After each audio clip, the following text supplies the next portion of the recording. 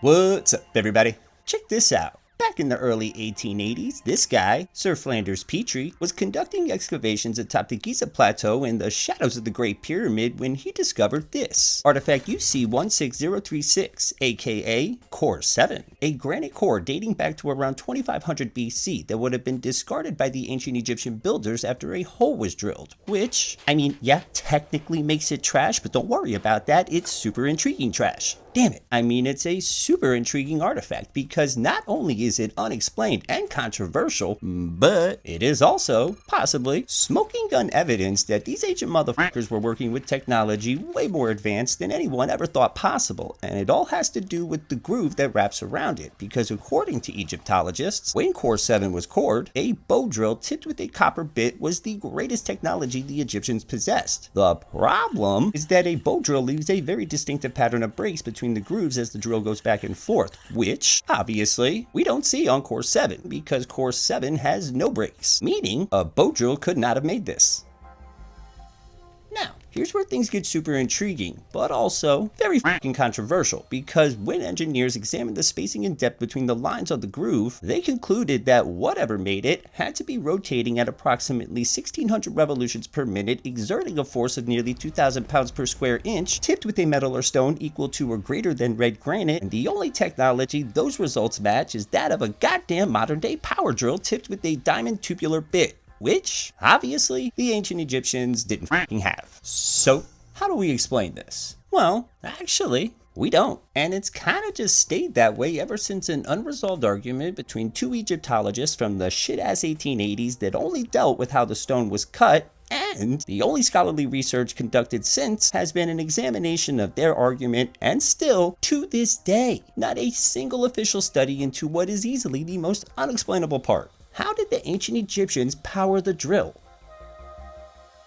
Which, when you really think about it, is kind of an answer without giving an answer. Because for many, the fact that the Egyptologists won't even touch the whole power drill conspiracy is a confirmation that that's exactly what this is. Because if there's one thing we definitely know about those crafty Egyptologists, is if you give them even just an inch, god damn it, they'll take that inch and turn that sumbitch into a mile. Case in point, the shitballs crazy explanation of how freaking copper, is able to cut red granite. And the way they do this is by taking an inch, in this case an experiment in which a couple of dudes took a copper saw, mixed in some water and crystalline sand, got to work, and more than 6 hours later, they got this. So, yeah, obviously that explains this. And there's your mile. My point, in the case of explaining CORE-7, motherfuckers don't even have an inch. Whereas, and this next part is really gonna make you think, those pseudoscience sons of bitches got like 10 fucking miles because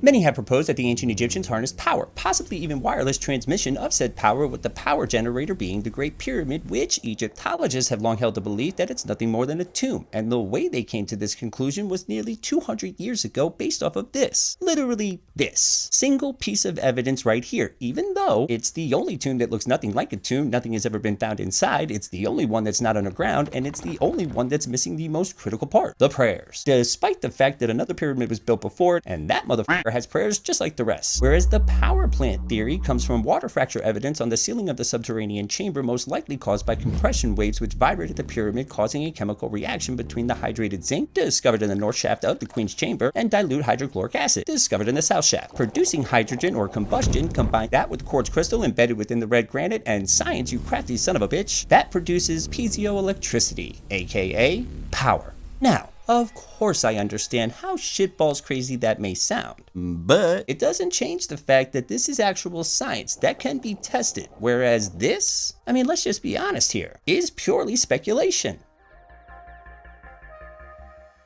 Anyway, to recap, we have a 4,500-year-old granite core that mirrors that of a modern-day one. Only 2 people have studied it, neither was proven right or wrong, but because both theories are plausible and logical, after nearly 150 years, no more research required, let's just bitch about theirs. And still, to this day, not a single scholar has even attempted to answer the most impossible part of this whole equation. How in the absolute fuck did the ancient Egyptians power a drill that can produce 1600 RPM, exerting a force of nearly 2,000 20,000 psi, which for me, again, is the smoking gun evidence that proves CORE-7 was cored with a technology far greater than what we're told the ancient Egyptians had.